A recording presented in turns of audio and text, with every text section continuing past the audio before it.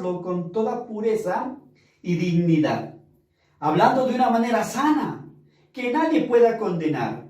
Así sentirá vergüenza cualquiera que se ponga en contra, pues no podrá decir nada malo de nosotros.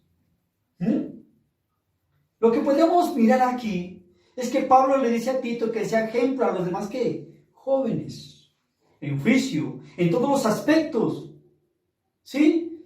Y que su ejemplo les demuestre cómo ellos pueden hacer el bien. Y que al enseñarles lo haga con pureza, con dignidad, hablando con palabras sanas y que nadie lo pueda condenar. Ese no es el caso en muchos hogares y ese privilegio no lo tienen muchos hijos, porque a veces la forma de educar de los padres no es la más buena. ¿Cómo se educan a los hijos? A los insultos, con las ofensas, ¿sí? Es más, no hay ni testimonio. Y muchas veces el padre y la madre quieren poner en su hijo una regla, pero él mismo no la puede cumplir o no se sujeta a esa regla. También nos dice Efesios, el capítulo 6, el versículo 4, la Biblia de las Américas nos dice: y vosotros padres no provoquéis a ira a vuestros hijos, sino críenlos en la disciplina, en la instrucción del Señor. Y casi lo mismo dice Colosenses, el capítulo 13, el versículo 21. Dios habla hoy, la versión Dios habla hoy nos dice: padres, no hagan enojar a sus hijos para que no se desanimen. ¿Cuál es el problema a veces en los hogares? ¿Por qué se genera la rebeldía en nuestros hijos? La Biblia lo dice, porque la forma de disciplinar de los padres no es la más correcta. No tiene sabiduría. No tiene una educación. Y por eso el resultado en el corazón del hijo es que la rebeldía, es la ira y el enojo. Entonces el problema no es solo tratar de instruir al hijo en las Sagradas Escrituras, sino también que el padre y la madre sean ejemplo para sus hijos, para que las palabras o para que la enseñanza llegue ¿qué? Fuerte y clara, empezando ¿en dónde? En el testimonio de los padres. Esta imagen nos muestra algo muy bonito, ¿sí? Una madre con su lapicero en la boca, con su celular y su portátil rojo. Y la niña imita lo mismo. El lapicero en la boca, el celular en la oreja y hasta incluso el mismo color del portátil. El ejemplo de los padres es fundamental para el desarrollo y crecimiento de nuestros hijos, porque ellos nos imitan. Ellos copian lo nuestro. La rebeldía del corazón. Proverbios 22:15 nos dice esta versión: la necedad y la juventud caminan unidas. Un castigo a tiempo logrará separarlas. Y nos dice Génesis 8:21, pues que desde su juventud el ser humano tiene siempre a hacer el mal. ¿Esto qué nos quiere decir? La adolescencia es un paso transitorio para llegar a la adultez y se caracteriza por los cambios físicos, hormonales, cognitivos, sociales, psicológicos y emocionales. Algo que los caracteriza es su cambio de estado de ánimo. ¿Sí? Son fluctuantes. Entre los cambios emocionales o psicológicos podemos destacar el egocentrismo. Los adolescentes suelen estar muy centrados en sí mismos. Creen que son la única persona en el mundo que se sienten como ellos. Y a veces este egocentrismo da lugar a un aislamiento al pensar que nadie los puede entender. Es característico en los jóvenes. Se suele decir que los adolescentes viven una etapa de crisis por todos los cambios que les suceden. Y es verdad, pasamos por una especie de confusión en cuanto a emociones y sentimientos. Porque estamos empezando, ¿qué? A madurar. ¿Qué podemos hacer respecto a esto?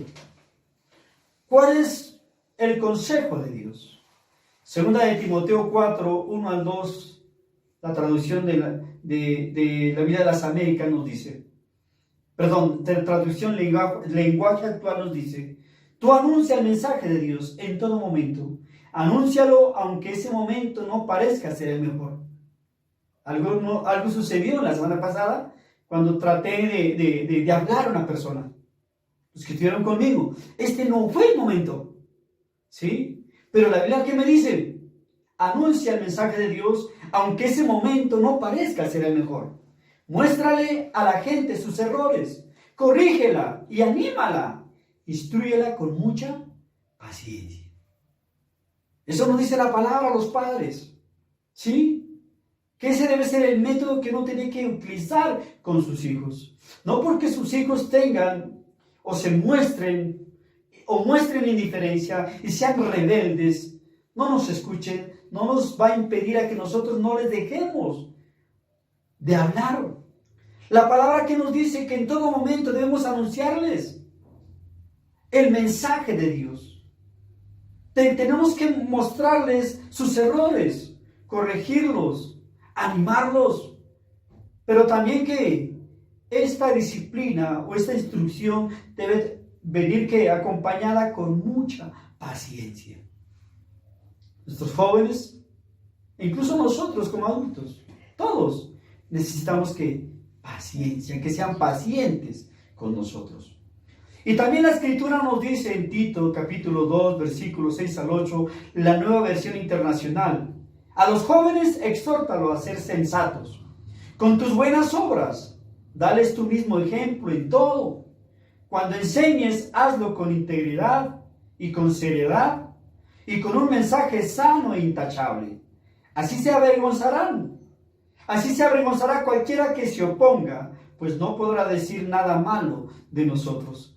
Volvemos a esta porción de las Escrituras, pero en la traducción Nueva Versión Internacional.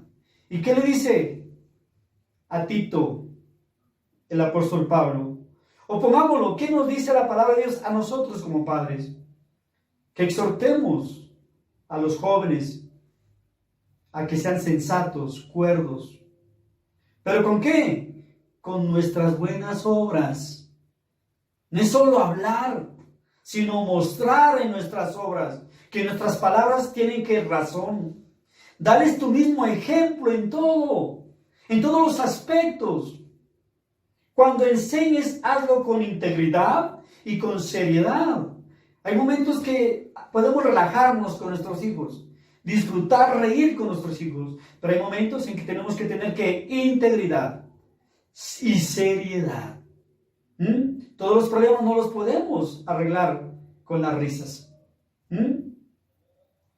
Dice, con un mensaje sano e intachable. ¿Sí? Que lo que yo hable con mis hijos, que lo que yo hable con los muchachos, sea que un mensaje limpio, sano, puro, pero también tenga que sea intachable en mi vida. Así que avergonzará a cualquiera que se oponga, pues no podrá decir nada malo de nosotros. Y ese es el problema, cuando se corrige a un niño, cuando se corrige a un hijo. Lo primero que hay es que, papá, usted no hable.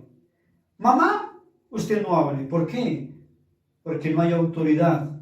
Y la autoridad no se impulsa con la correa, con los golpes. La autoridad se impone con el ejemplo. El ejemplo es el que da la autoridad.